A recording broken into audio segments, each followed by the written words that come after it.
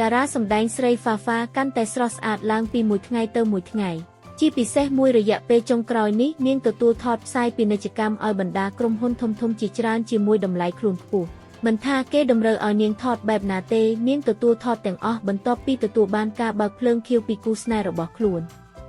នៅក្នុងពិភពសិល្បៈនរណាក៏ដឹងដែរថាកញ្ញាហ្វាហ្វាមានគូស្នេហ៍ភេទដូចគ្នាហើយគេជាមនុស្សដែលប្រច័ណ្ឌច្រើនមិនសូវចង់ឲ្យនាងថតសេកស៊ីឬលេងខ្លួនហួសហេតុនោះទេតែដោយមិនអាចខាត់បានមានតែបើកភ្លើងខៀវសម្រាប់នាងតែប៉ុណ្ណោះកញ្ញាហ្វាហ្វាបានប្រាប់ថា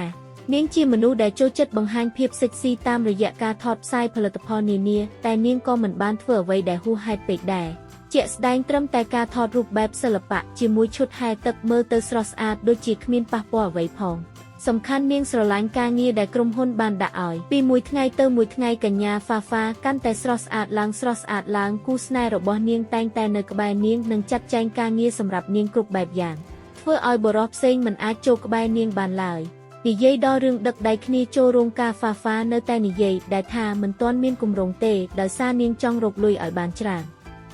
ហ្វាហ្វាបានបន្ថែមទៀតថាពេលនេះក្តីស្រមៃចង់សាងសង់ផ្ទះជូនអ្នកមានគុណរបស់ខ្លួនបានសម្រេចពាក់កណ្ដាលហើយនាងត្រូវប្រឹងរកលុយបន្ថែមទៀតដើម្បីឲ្យបានសម្រេច 100% ដូច្នេះហើយមិនថាការងារតូចធំគឺនាងទទួលធ្វើទាំងអស់ដោយមិនខ្លាចនឿយហត់ឡើយ